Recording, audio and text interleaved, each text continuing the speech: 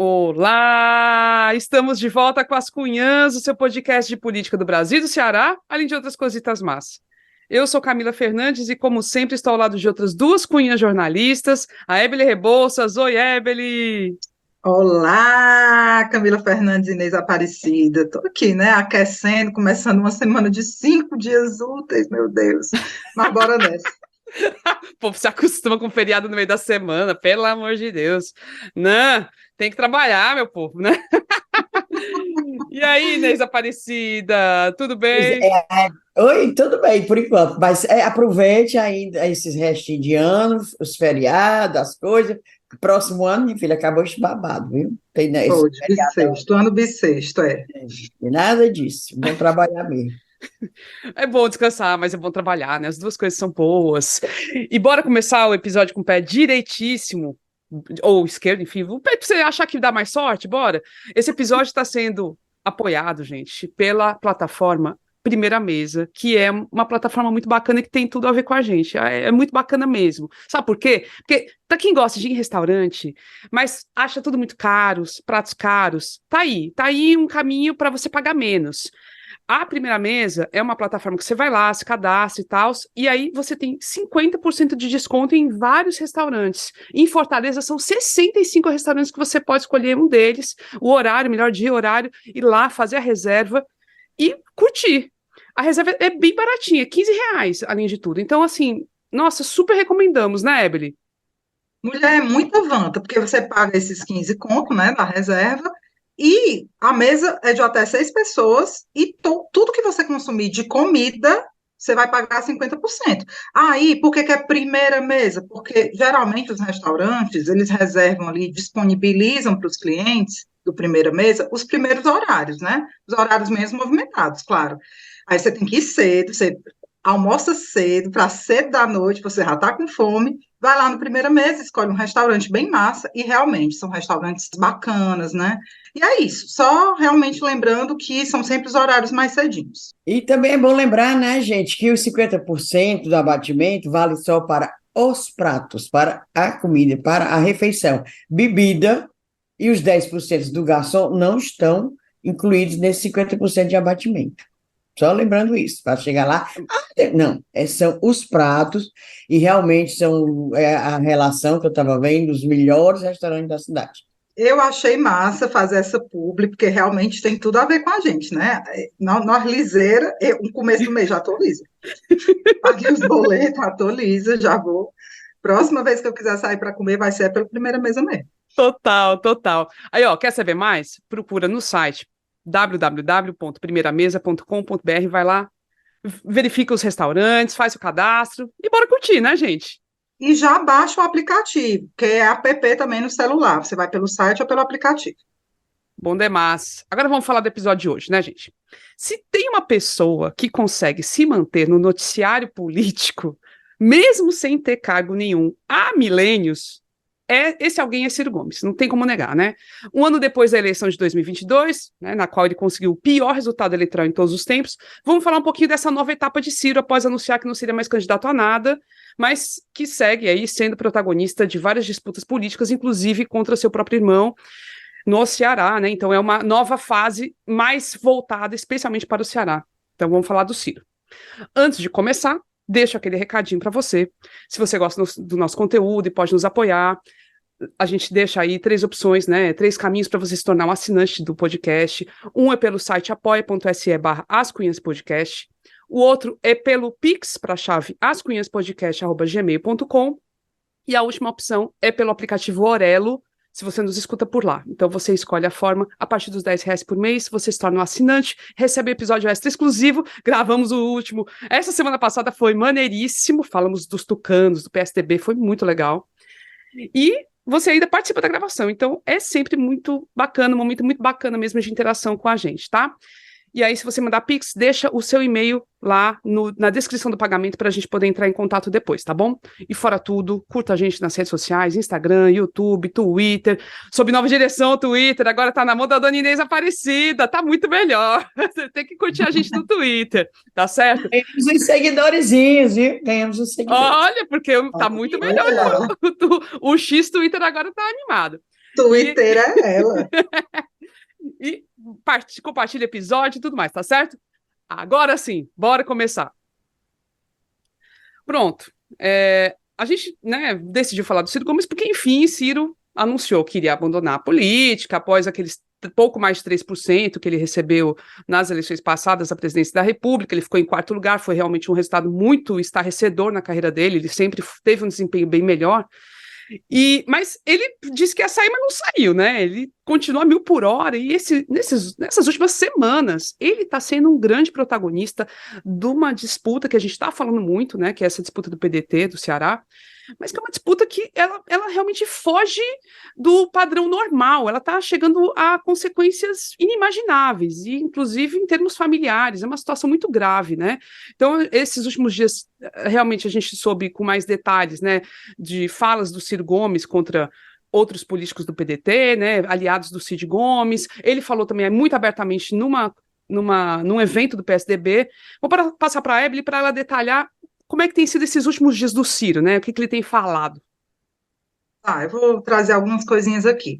Teve primeiro aquela reunião nacional do PDT lá no Rio de Janeiro, que a gente até comentou. A Inês até falou que estava doida, pedindo até a todo mundo vídeo, áudio do que tinha rolado, porque até então não se tinha. Mas agora está começando a ser divulgado no Twitter, em várias redes sociais aí, algumas imagens daquela reunião. E tem um enfrentamento, né, do Ciro e do Cid naquele encontro. Tem um momento que eu achei terrível, que é o Roberto Cláudio falando, acusando o Cid de mentir, de ser traidor, né? Tem uma fala dele que é meio assim, difícil o senhor se olhar no espelho. Enquanto o Roberto Cláudio está em pé falando, olhando para o Cid, está lá o Ciro assim, mexendo ali nas coisas, ó, uma situação, né, super esquisita, um aliado do Ciro esculhambando o irmão dele e ele lá, de boaça, endossando e meio que concordando, calando perante essas falas do Roberto Cláudio. E ele próprio depois, né, realmente também foi super duro em relação ao grupo do Cid. Aí no dia 30, alguns dias atrás, 30 de outubro, o Ciro teve naquela convenção do PSDB aqui no Ceará, teria chegado dizendo que não ia falar nada, não ia discursar, mas discursou, falou barbaridades, falou novamente de traição, e uma fala muito dura, cara. Ele disse que no estado do Ceará, tudo quanto é obra está contaminado por propina, que não tem obra que saia do Detran, da CEINFRA, de não sei que secretaria, que não seja paga com propina. Isso é gravíssimo, né? Isso toca, inclusive, eu acho que essas falas, na minha cabeça, sobra até para outro irmão dele, né? Quando o Cid fala que no governo do Ceará as obras estão contaminadas por corrupção, ele bota na conta, por exemplo, o irmão dele, Lúcio Ferreira Gomes, que até ano passado era secretário de Infraestrutura do Estado, né? O atual secretário de Infraestrutura, Antônio Ney, olha que coisa doida. Como o Ciro fala, bota as cores para fora, eu acho que às vezes ele não calcula bem, não sei. O atual secretário estadual da Infraestrutura, Antônio Ney, era secretário municipal da gestão Sarto até um dia desse. Foi secretário da Regional 1. Né? Então, ele fala pra caramba, esculacha, falas muito duras. Até onde eu vi, escutei, isso eu não vi confirmação. O Ministério Público vai entrar nessa parada e vai querer saber que diabo de denúncia é essa, o que é que ele sabe, porque ele inclusive fala assim, nada do que eu falo sai na grande imprensa. Saiu, em vários lugares saiu. Eu dou nome aos bois, não deu nome ao boi de ninguém, não vi ele falando nome de ninguém. Descarrega, despeja um monte de denúncia, mas também não prova nada. Então, até o que se sabe, o que eu ouvi, é que o Ministério Público vai entrar nessa parada. E, para completar, que saiu recentemente, a ata do PDT Nacional, daquela reunião que houve lá no Rio de Janeiro, que eu comentei no início, revela que foi o Ciro quem puxou a proposta de intervenção no diretório do PDT do Ceará. Então, o próprio Ciro, né, sugeriu que houvesse essa intervenção contra a gestão do irmão dele, Cid Gomes. Negócio pesado, pesado. Inês, eu lembrando aqui, não, só ia a gente jogar, porque no ano passado, durante a eleição, né, quando estava aquela confusão, se Isolda, não Isolda, né, se ela seria candidata ao PDT, o Ciro já tinha soltado essa conversa de corrupção. E ele soltou em cima do PT, né? Ele disse que o PT tinha um PT que era todo corrupto no Ceará. Ele detonou esse PT, que era o governador que tinha saído, né? Que acabado de sair, o Camilo Santana, e a Isolda era governadora pelo PDT, e ele soltou isso aí. Ou seja, é recorrente, e tá repetindo. A gente queria ter, assim, que ele desse os nomes aos bois direitinho também, mas não rola, né? Não vem com não vem com a informação completa, não. É a terceira vez que o Cid diz isso publicamente e escandalosamente. Foi numa vez, eu escutei também, nós escutamos ele dando entrevista para o Ponto Poder, do Diário do Nordeste, Jéssica e Inácio, Jéssica Velma e Inácio Aguiar, dizendo que aqui o governo era corrupto. Ele disse isso. E ainda ensinou outras coisas, assim, tipo coisas pessoais. Ele fica, como diz você, Camila, ele fica chutando, saltando, mas não diz o nome. Eu acho isso assim acho muito baixo nível. Agora, voltando àquela reunião do PDT lá no Rio, outra coisa que me espantou foi a atitude, a postura, digamos assim, do Roberto Cláudio. Eu nunca imaginei o Roberto Cláudio tão incisivo, tão ele, muito baixinho, ele foi em pé, e chamando de mentiroso. Gente, é muita mágoa dentro daquelas pessoas. Muita mágoa dentro daquelas pessoas. Aquela reunião lá do PDT no Rio de Janeiro foi assim, pesada. Quem viu, quem teve acesso a esse vídeo com o Roberto Cláudio, deve também ter ficado surpreso, como eu fiquei. Porque, para mim, o Roberto Cláudio é uma pessoa incisiva, ele sempre está apostando. Então, ele aproveita qualquer deslize, qualquer problema no Estado para gravar um videozinho e soltar nas redes sociais. Um dos mais pesados ultimamente foi com relação à segurança, ou melhor dizendo, insegurança, com essa história das facções, o Estado está entregando as facções e tal, e é um discurso, a gente tem que convir, que é um discurso que pega muito, né, na opinião pública, pega, o pessoal adora, não adora viver sob facções, mas adora ouvir falar, embora ninguém apresente assim uma solução, só falando, o Estado está entregue, o governador não está nem aí, papapá. Mas naquela reunião foi pesada. Mentira, mentiroso, era coisa assim comum. Como um de vocês disse, e aí, não está ficando, não é normal isso. A gente já viu briga de partidos, mas não é normal isso. E é quando você vê que está irreconciliável, né? É irreconciliável ou inconciliável? Enfim, porque o Roberto Cláudio, ele até, se eu não me engano, nesse mesmo vídeo, ele fala da devoção e da lealdade que ele sempre teve ao Cid, né? Ele reconhece que eram próximos, ele faz esse reconhecimento, mas, no entanto, não sobra espaço ali para paz, para diálogo, é de fato um apontando o dedo para a cara do outro, e é muito engraçado que realmente ficam nessas ameaças, né, Camila? Um diz que sabe de uma coisa, o Ciro sabe que tem propina, corrupção, mas também não fala nada. Quando questionado, também não fala nada, diz que não sai nada na imprensa, mas também não dá nome aos bois, enfim. E o Roberto Cláudio também diz que sabe de uma coisa, mas não vai dizer. Menino, uma confusão. Não, é um chamando o outro de mentiroso, é uma coisa assim, é ridículo. Então, nesse encontro do PDT nacional, teve um momento que o Ciro falou que a pessoa que deveria ser o candidato em 2020 a prefeito de Fortaleza seria o Salmito Filho, que é hoje até secretário do Estado, né, de Desenvolvimento do Estado, do Ceará, então ele está ali vinculado ao Eumano de Freitas, né, ao governador do PT e ao grupo do Cid. Então, ele estava dizendo que o Salmito seria o candidato e não o Sarto, mas que ele foi traído por alguém desse outro lado aí. Alguém, ele não disse quem, né? E aí o Salmito gravou um áudio como resposta que está circulando e ele mandou circulem, faça circular esse áudio. E nós vamos ajudá-lo nesse processo. Achei tão interessante, porque é dentro dessa linha de você é mentiroso, eu sei de tudo, eu sei quem vai. Eu vou dizer, eu vou contar, eu vou falar os nomes. vamos ouvir. Rapaz, se ficarem falando muito de veto em 2020, eu vou falar o que eu sei. Eu vou falar o que eu sei, porque infelizmente, a nossa realidade social e econômica, ela é muito desigual. E por ela ser muito desigual, numa cidade que tem mais de 2 milhões e 600 mil habitantes, as redes de sociabilidade, certo? São muito pequenas. E nós temos amigos, e eu tenho as minhas fontes. Eu sei quem vetou, eu sei quem está mentindo. E eu posso dar nomes, citando as fontes. E vai pegar muito mal, vai ficar ainda pior para quem continua mentindo, achando que vai ganhar no grito. Eu falo, se provocarem, eu falo. E pode espalhar esse áudio.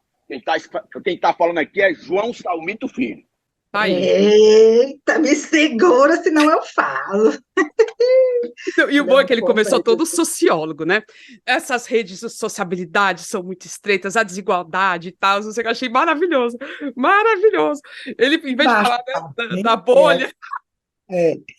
Ei, eu me lembrei de uma história. Essa história tá a cara de um episódio que me marcou profundamente enquanto repórter. Eu não lembro o ano, isso devia ser 2012, 2013. Carlos Mesquita, vereador, hoje líder do governo Sarto, estava pé da vida com não sei o que lá naquela Câmara Municipal e foi lá para falar no microfone, muito, né, nervoso. Aí, eu vou contar a história dessa casa! Eu vou contar a história dessa casa, ameaçando mulher. E aí, no outro dia, todo mundo, rapaz, que história é essa dessa casa? Ele vai, pronto, vai entregar todo mundo. No outro dia, bem mansinho, não falou história de casa nenhuma, não entregou ninguém. Pois tá igual esse povo aí, dizendo que sabe que vai entregar quem está mentindo, que governo é corrupto, que vai dar nome aos bois, e não dizem nada. Então, tudo é viçando. A gente abre o microfone aqui. Se alguém quiser contar por nós, fique à vontade. Pode nos contactar, viu, Salmito, Roberto Cláudio, quem quiser, nós aceitamos. Estamos aqui para isso. A gente fica, até a gente comentou conversando fora de episódio e tal, como a gente curte, é engraçado isso? Não sei. É movimentado, mas é triste, porque política já tem essa história. Vixe, política não presta, política não quero nem saber de política. Aí acontece um fato desse, que quantas vezes a gente já falou isso? Já está se tornando assim, uma coisa repetitiva, mas é o jeito, porque a novela não tem fim. Aí eu fico pensando, para os jovens que começam a se interessar por política, aí vem uma coisa dessa, cara.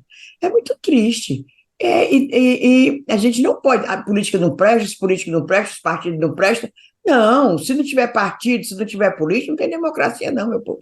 Mas fica um exemplo desse, é uma tristeza, de nomes que já foram nomes fundamentais, significativos no Estado.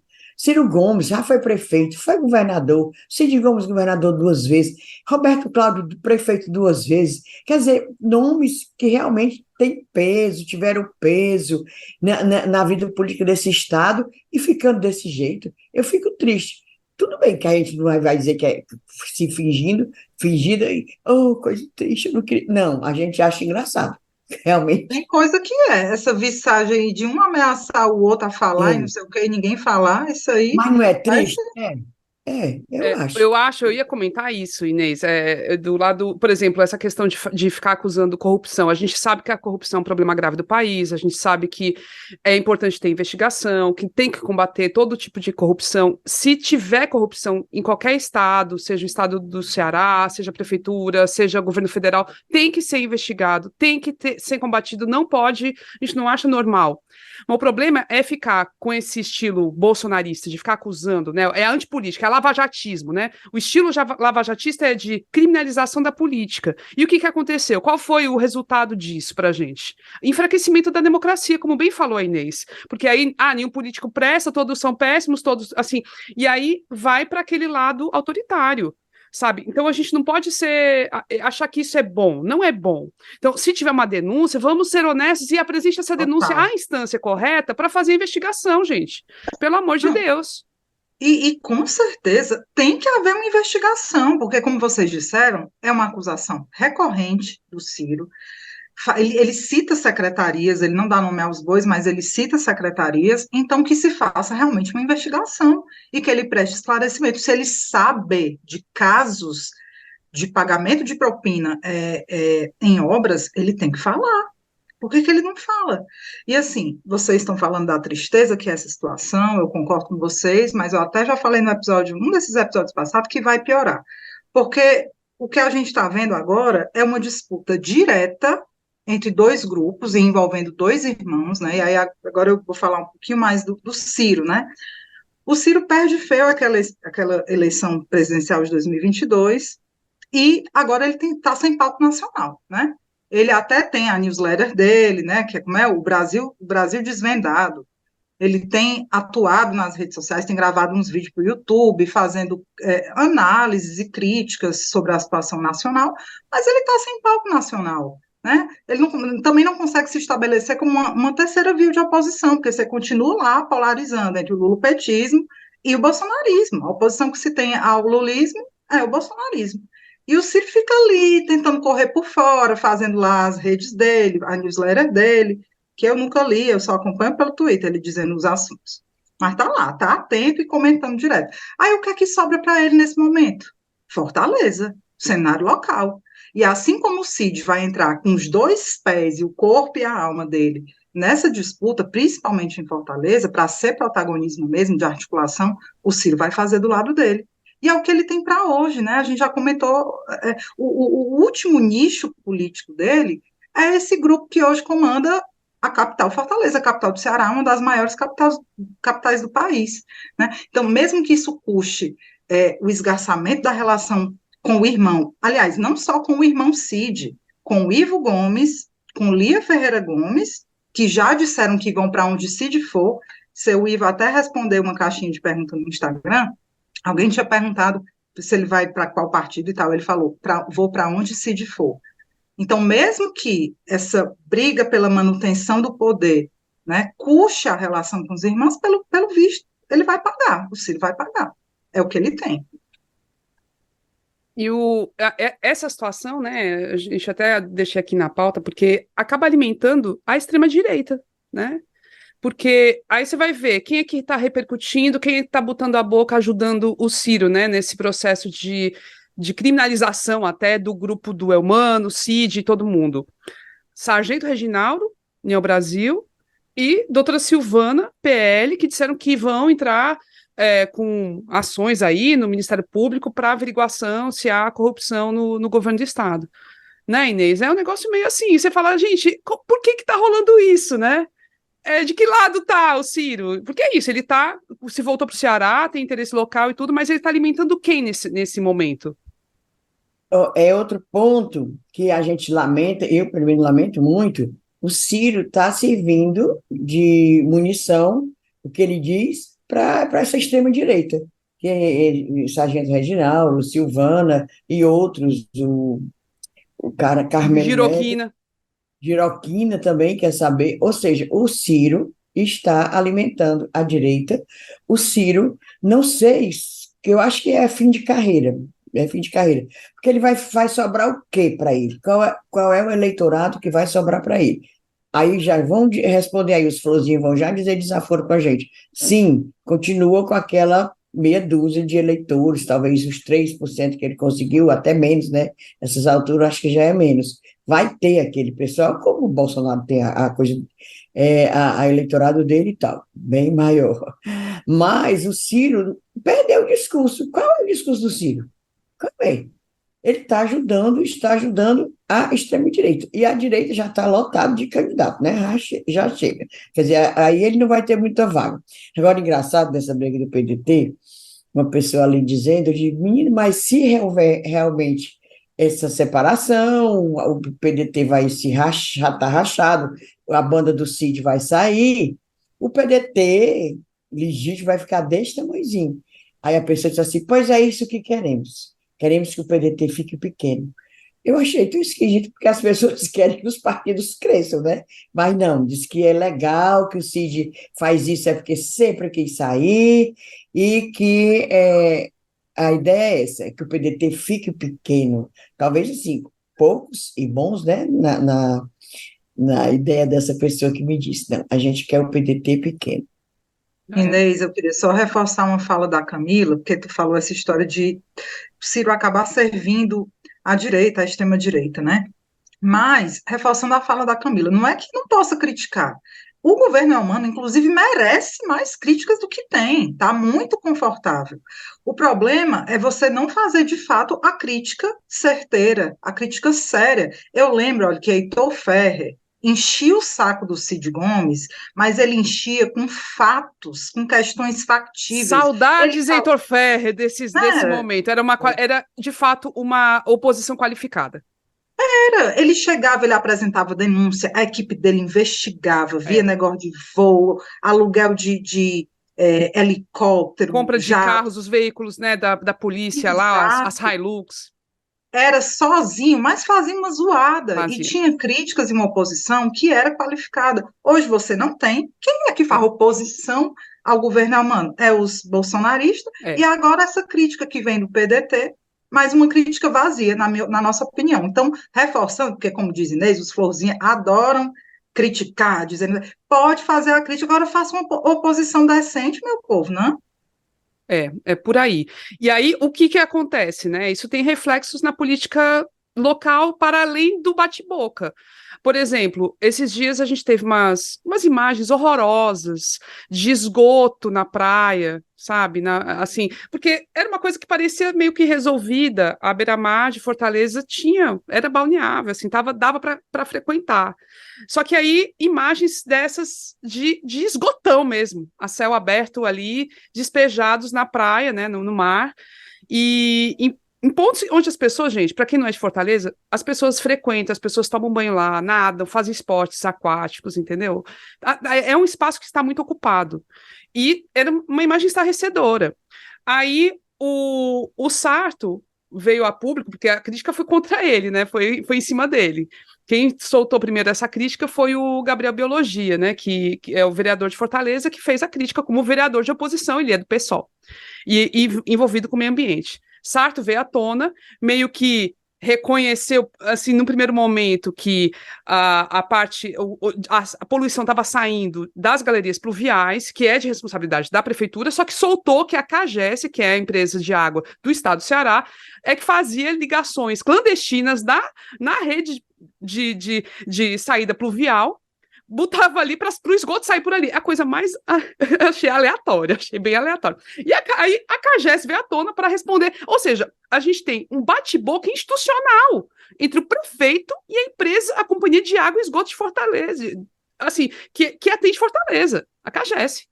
É um negócio assim inacreditável.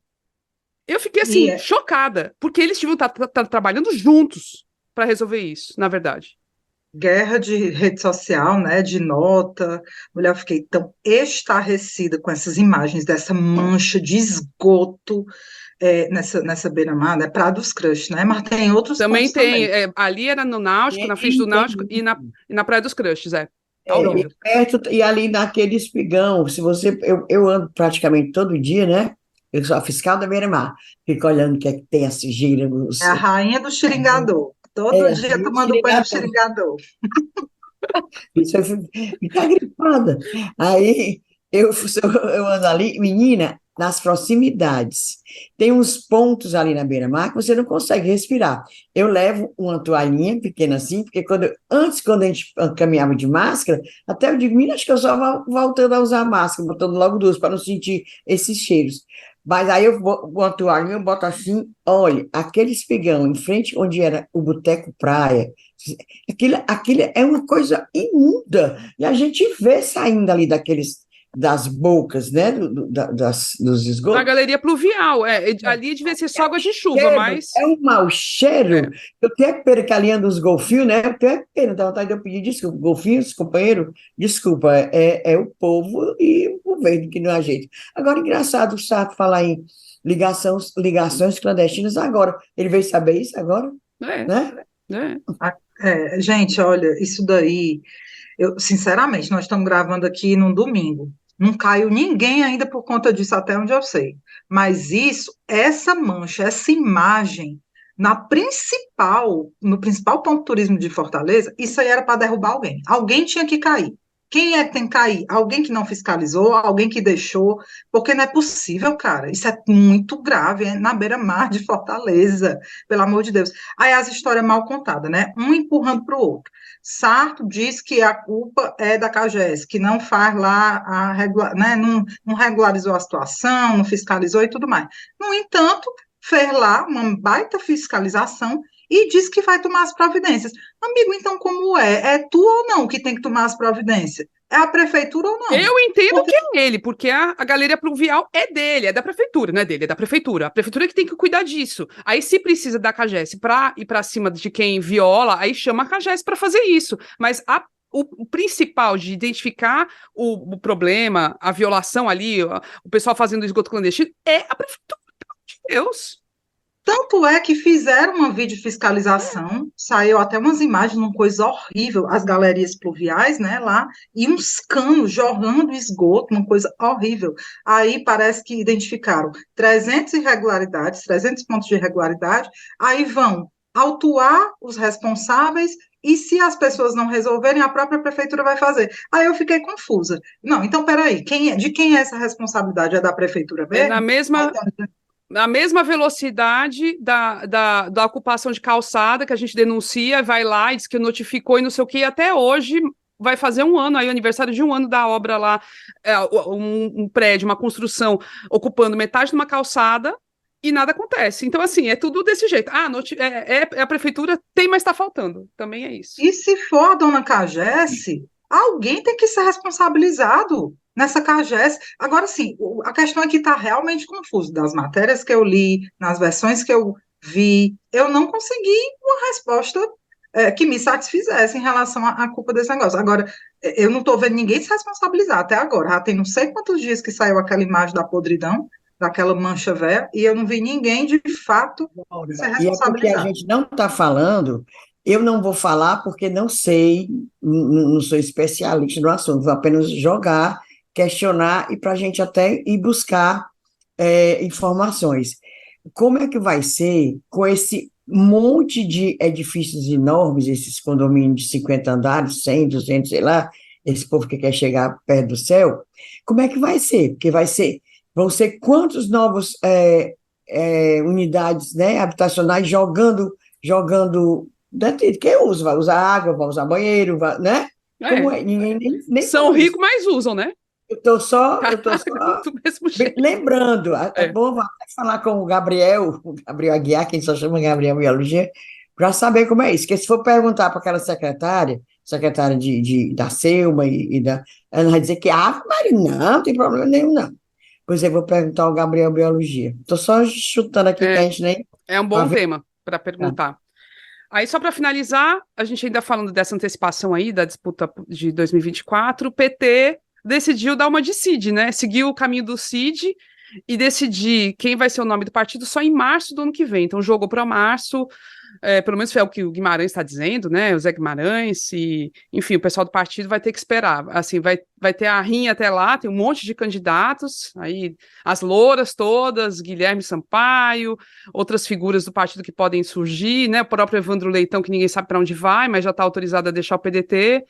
E aí, vamos ver, né? Então, novas emoções mais para frente também, né? Que a gente já vai esperando. Já tem 3 louros, né? É, Porque tem a Luiziane, a Larissa Gaspar, aliás, por mim tem 4. Luiziane, Larissa Gaspar, Augusta Brito, que também é loura, e Onélia, estão até falando o nome de Dona exato. Onélia, que é a esposa de Camille Santana. Onélia Santana, que ocupa um cargo de secretária no Estado, né? Secretária de É, Proteção De proteção social, se não me engano. Social. Então, já são 4 louros. Que é disputa Diogo pintava os cabelos de acirrada louro. das louras. Vamos ver como é que vai ser essa decisão aí. Vou mandar fazer, como é que a gente chama? Descolorir, mandar fazer louro só para fazer inferno. Vamos aderir, né, Inês? Vamos aderir. Eu já fui loura. Camila Vou- já foi loura, É, platinada, eu me lembro. mas dá trabalho ser loura. Dá trabalho. Dá trabalho demais. Bom, agora vamos, né, para o momento do desabafo, o momento do recadinho, que é o momento Discunhã. Vamos começar pela Ebele Rebouças. Bora, Ebele. Mulher, eu vou jogar um assunto aqui, não vou me aprofundar, porque é muito complexo, eu não tenho informações suficientes para analisar. Mas eu acho que a gente tem que destacar e chamar a atenção que começou ontem, segunda-feira, é, a garantia da lei e da ordem, GLO, nos portos e aeroportos do Rio de Janeiro e em São Paulo. Que diabo é isso, essa GLO, decretada pelo Lula, depois dele dizer que não queria saber de GLO, que não sei o quê, parece que voltou atrás, resolveu ceder aos argumentos e decretou essa GLO no Rio e em São Paulo, com uma tentativa de frear, de inibir, de combater tráfico de drogas e de armas. Por quê? Porque está uma situação calamitosa de violência, de segurança, no Rio de Janeiro, na Bahia, no Ceará, um negócio fora de controle, que só se agrava, né? E eu falo que eu não tenho informação, né, e respaldo suficiente para fazer a análise dessa GLO, não sou especialista no assunto, mas uma coisa me parece positiva, é uma tentativa diferente. Me parece que você patrulhar, né, entrar com tudo, né, com todo o aparato de Forças Armadas, todos os aparatos policiais, a Polícia Federal vai ter reforço também, nos portos e aeroportos, pode ser uma saída para o Estado que está completamente acuado. O Estado perdeu a guerra para facções milícias, perdeu. Não tem o que se faça. Vocês conhecem, estava até comentando aqui em casa, qual é o case de sucesso no Brasil recente de combate, assim, que tenha realmente melhorado, revertido uma situação? Não tem. Não tem. E o governo está perdido mesmo, vai ser mais uma tentativa, né? Tem que ficar de olho, porque no Rio, pelo menos, essa GLO foi proposta pelo governador, que é bolsonarista, Cláudio Castro. Então, você já fica com o pezinho atrás. Mas me parece que é uma tentativa diferente, é uma busca por saída, né? Porque o que está sendo feito, esse feijão com arroz, está dando em nada, está piorando. Então, é só para a gente realmente ficar de olho e despertar para esse assunto que é mega importante. Tá sem condição, meu povo, tá só piorando essa história dessas facções milícias, Só né? piora. Nascem novas facções, aí a guerra piora e a insegurança nas áreas periféricas é bizarra. Aqui no Ceará a gente não tem milícia ainda, mas em outros estados já tem. Aqui a gente tem o crime organizado, né, as facções bem estabelecidas. E aí eu só acho que tem um lado interessante também da GLO nesse caso, né, apesar de ter, assim, tá dando um poder para o exército e tudo mais. Mas expõe o exército agora é parceiro nessa luta contra o crime, então, de uma certa forma, partilha a responsabilidade. Vamos ver se vai adiantar. Não sei, a minha impressão é que não vai adiantar nada, mas... E Também não boto tu... muita fé, não. Pois é. E tu, Inês Aparecida, diz, Cunha? Bem diferente, mas é um assunto que às vezes a gente se esquece. É tanta coisa nesse mundo, neste Brasil. É, quando o episódio sai, hoje, nessa terça-feira, dia 7 de novembro, o Senado deve estar votando a Política Nacional de Direitos das Populações Atingidas por Barragens, é o PNAB. E domingo teve uma marcha grande lá em Brasília, as pessoas atingidas pelas barragens, aquelas. Por exemplo, rompimento da barragem de Fundão, em Mariana, Minas Gerais, completou, neste domingo, 8 anos, gente. 8 anos. Aí a opinião pública se esquece, não sai mais na imprensa livre, aqueles desastres, aquelas imagens tristes, dolorosas. Aí a pessoa vai esquecendo. Pois aquela barragem do Fundão está com 8 anos e ainda teve gente que não recebeu a reparação devida, de forma justa, e outro tanto não foi nem indenizado. 8 anos, você perde tudo, perde não só coisas materiais, e principalmente perde pessoas, perde a sua vida, perde seu passado, porque perdeu algo, perdeu o documento, perdeu tudo, e não foi indenizado. 8 anos. E aí hoje, nessa terça-feira, que o episódio está saindo, o Senado deve votar essa política nacional de direitos das populações atingidas por barragem. Tomara que vote e que resolva o problema, não é só votar, não. Já dá tempo de resolver isso há 8 anos, cara. Né? As empresas muito, muito poderosas, né? O lobby muito pesado, esse pessoal, Ave Maria. É muito difícil lutar contra figuras tão fortes assim, né? Com tanto dinheiro, muito difícil. Aí a gente deixa a nossa solidariedade, mas e é isso, né? Lamentar mesmo, né? O meu discurso também é totalmente diferente, viu? O meu, assim, eu devia ter falado até no episódio passado, mas deixei para esse, que é o fim do Foro de Teresina. E a Ebele falou assim: aproveita e me atualize, que eu não tô sabendo da Clica confusão, aí, né, Ebele? Cunha, por favor, Atualize. Basicamente, o Foro de Teresina, que era um podcast que existia desde 2018 e que foi muito importante nesse período de Bolsonaro e tudo mais, que conseguia fazer uma leitura muito interessante, muito crítica do que estava acontecendo, uma voz diferenciada mesmo, por mais que muitas vezes a gente discordasse de algumas coisas, mas era comandado inicialmente por era o Zé Roberto Toledo, o Fernando Barros e Silva e a Malu Gaspar. Aí teve um momento que a Malu saiu e entrou a Thaís Bilenque, jornalista da Piauí, da revista Piauí, porque o Foro era vinculado à revista Piauí. E aí, nesse período todo, então, foi muito importante e tudo mais. Thaís Bilenque, na semana que passou aí, né, não sei se é essa, a anterior, acabou sendo demitida, e a alegação estava muito assim. Ninguém explicava direito o que era, demitida qual foi da o motivo. Piauí. Demitida da Piauí e, em consequência, também do Foro, tá? Ela foi demitida. Aí começou a circular que ela tinha baixa produtividade, alguma coisa do gênero, sendo que ela tinha feito um podcast super que pegou muito esse ano, que foi o Alexandre, sobre o Alexandre de Moraes, que foi muito, muito, assim, ouvido. E fora as reportagens que ela continuava fazendo para Piauí. Mas, enfim, ela foi demitida, e aí o Zé Roberto de Toledo, no ar, na gravação do episódio, que foi o penúltimo, ele colocou que ele estava se demitindo também, porque ele achava injusta a demissão da Thaís, se demitiu. Ele já não estava mais na Piauí, ele estava só no Foro, agora ele também trabalha para o UOL. E basicamente, com isso, né, e depois a consequência, o que aconteceu depois? A despedida do Toledo, ele tinha gravado no episódio. Só que aí a edição tirou do ar. Tirou, não incluiu a fala dele. E ele acusou a revista de censura. Ele mesmo botou no ar a fala dele. Ele tinha gravado. E com isso gerou uma crise gigantesca, né? Crise. E no fim a revista decidiu colocar fim ao Foro e o Fernando Barros e Silva se despediu da revista, né, e colocou fim, nessa última sexta-feira, ele colocou fim, de fato, ao Foro.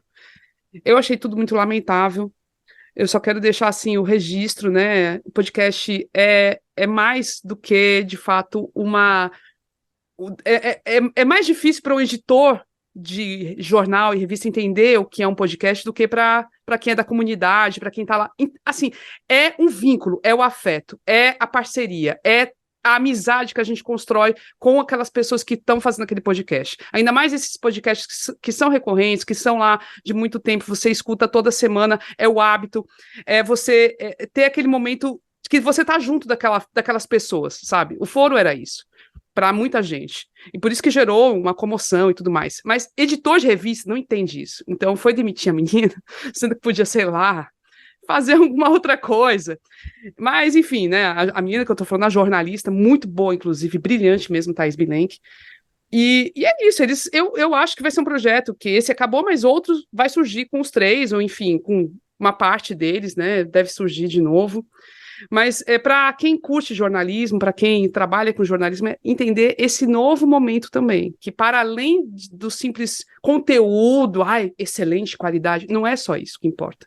Tem esse outro elemento que a gente pode chamar de afeto, que é essa construção mesmo dessa parceria, dessa participação, desse envolvimento, que é muito mais forte do que com qualquer publicação escrita tradicional. Então, é só para o pessoal ficar de olho nisso. Muito bom, gostei. Vamos para os cheiros! Caso de viúvos e viúvas do Foro de Teresina, realmente lamentável. Lamentável. Fica com a gente. Fica com a gente! Vai mandar cheiro, Inês? Ninguém vai nos demitir. Não, né? aí é outro lado. A gente, nesse caso, o dia que as cunhas acabarem vai ser por decisão das três. Não vai ser por decisão de patrão nenhum. Nós somos as patroas. Se os ouvintes pararem de escutar, também aí vai ser a consequência, óbvio, né? Aí não tem jeito. Aí depende de vocês também. Agora eu fiquei imaginando se vocês me demitirem, armário. Está demitida, triste. Evelyn Rebouças. Já pensou o pronunciamento, pessoal? A gente resolveu anunciar aqui para vocês que a Evelyn não faz mais parte do podcast.